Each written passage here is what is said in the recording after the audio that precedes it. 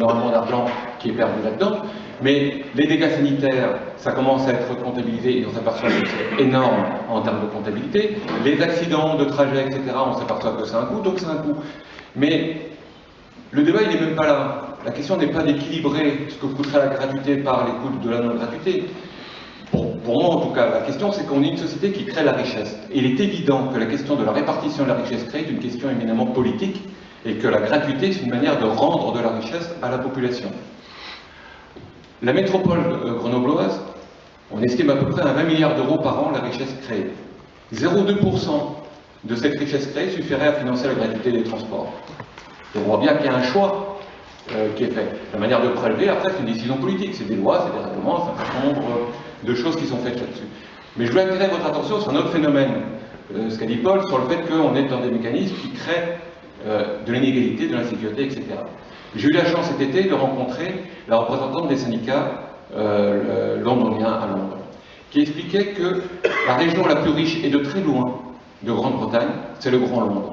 Et l'endroit où il y a la plus forte misère et de très loin en Grande-Bretagne, c'est dans le Grand Londres. C'est-à-dire que le développement métropolitain, si on ne fait pas attention à mettre en place les mécanismes sociaux et humains qui sont nécessaires, crée des zones de pauvreté extrême, et on voit bien apparaître des zones où les gens sont assignés à résidence, des gens où les gens sont sans droit, c'est-à-dire qu'on est dans une société qui est organisée pour le fonctionnement des grands groupes, et il est tout à fait normal que cette richesse créée par les grands groupes, une fraction, vienne pour améliorer les conditions de vie de l'ensemble de la population qui est impactée par ce développement-là. Sinon, on va vers des fractures sociales et individuelles. L'expérience des plans de déplacement d'entreprise prouve que lorsqu'on abaisse significativement, dans mon entreprise, c'est 85% de l'abonnement qui est pris en charge, il y a un transfert de la voiture vers les transports en commun. C'est constant, significatif, depuis 10 ans que c'est expérimenté. Là-dessus, le débat, à mon avis, il a été trouvé. Et le problème qu'il y a de la gratuité par rapport à ça, c'est que, heureusement pour les salariés, mais malheureusement pour la population, ces plans de déplacement d'entreprise sont une rupture d'égalité.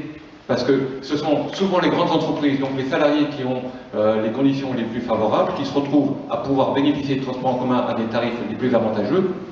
Et donc la gratuité, ce serait une manière de faire profiter de ce type de schéma.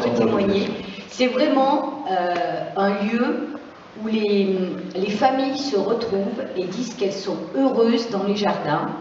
Et moi, des fois, quand je passe, je les vois, notamment les retraités, et je vous promets que ça me donne envie d'être à la retraite. Quand je les vois, alors ils me disent « Allez, Claire, viens boire un coup avec nous ». Ben non, moi je travaille, je peux pas, je culpabiliserais presque quand je reste 5-10 minutes à discuter avec eux. Et ce qui est extraordinaire, c'est le nombre de légumes qu'ils peuvent donner aux personnes qui passent et qui habitent dans les quartiers avoisinants. Et c'est aussi devenu un vrai lieu de promenade et un vrai lieu de rencontre. Donc ça, c'était le premier exemple. Simplement, peut-être juste une chose là-dessus, sur les jardins populaires, parce qu'il y a beaucoup d'études qui ont été faites sur lesquelles on s'est appuyé. Les milieux populaires ne font pas des jardins ce que la bonne société croit. Ouais.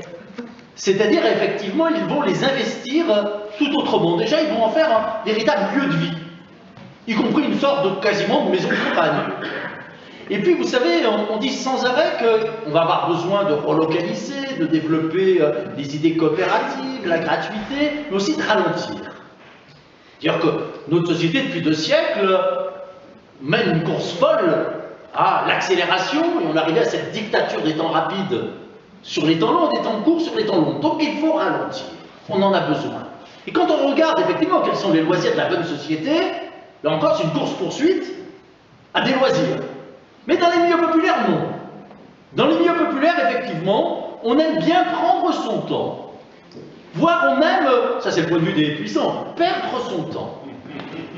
Et je dirais que c'est une des formes, effectivement, de ce ralentissement. Les loisirs populaires sont des loisirs chronophages. L'importance du bavardage. Le jeu de boules, le jeu de cartes. Mais tout ça, nous en avons besoin. Parce que c'est effectivement en réinventant ce type de loisirs que l'on va y arriver.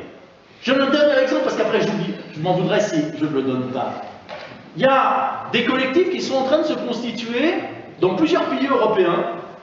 Mais ça pourrait nous concerner aussi, parce qu'on subit la même chose. Vous savez que de plus en plus, dans les postes, dans les bibliothèques, on a des machines automatiques à affranchir qui ont été mises en place. Ou des machines automatiques pour emprunter ou rendre ses bouquins. Toutes les études montrent que ça met en échec, en difficulté, toute une partie de la population. Ça met en échec les personnes âgées, ça met en échec une partie des enfants, ça met en échec certains handicapés, ça met en échec les immigrés qui parlent mal le français, et puis les gens comme moi qui n'aiment pas trop la technologie. Donc il y a des réflexions qui sont faites lorsqu'on instaure la gratuité, par exemple, dans les bibliothèques, pour dire c'est aussi un lieu de rencontre. Et la gratuité, elle ne peut pas aller avec des machines automatiques pour emprunter et rendre les bouquins. Parce que ça va être aussi un lieu de contact humain.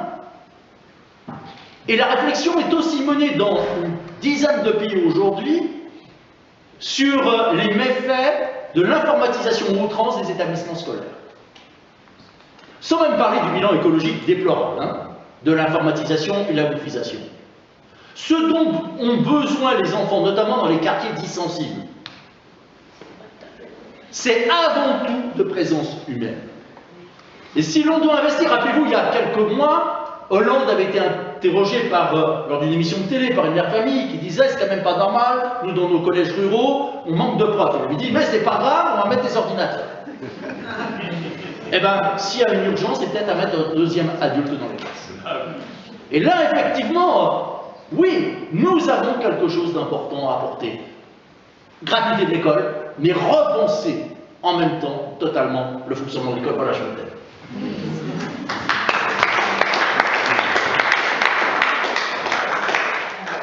Alors, il y a la troisième chose, je crois que j'ai oublié. La deuxième, c'est qu'en préparant le débat, effectivement, on est allé beaucoup dans les quartiers qui sont les quartiers populaires. Et on a expliqué cette idée de ces 1% de très riches qui détiennent 94% des richesses.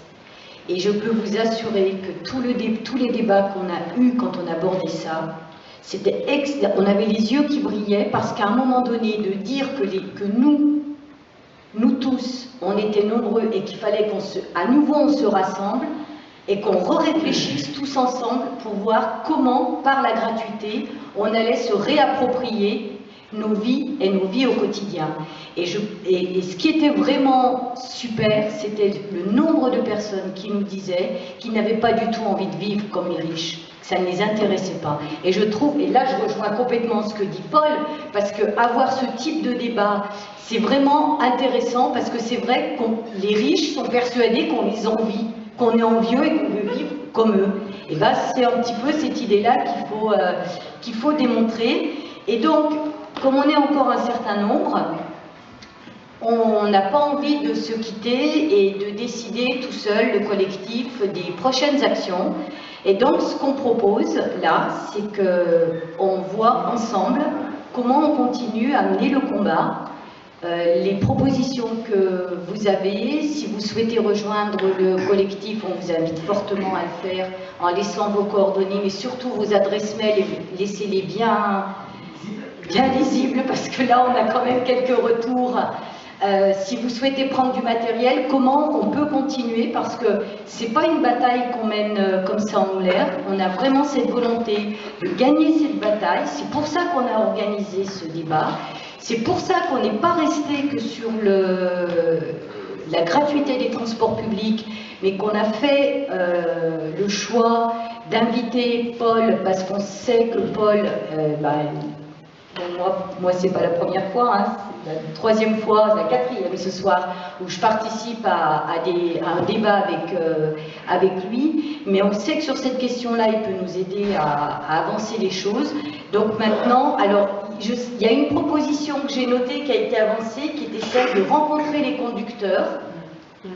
Moi je trouve que ça c'est une bonne idée, parce que dans la préparation, moi j'en ai rencontré un qui n'était pas favorable du tout à la gratuité, et quand j'ai repris ce qui s'était passé à Aubagne, et notamment le fait que les conducteurs, ils sont conducteurs aujourd'hui, leur boulot c'est d'être chauffeurs. Voilà.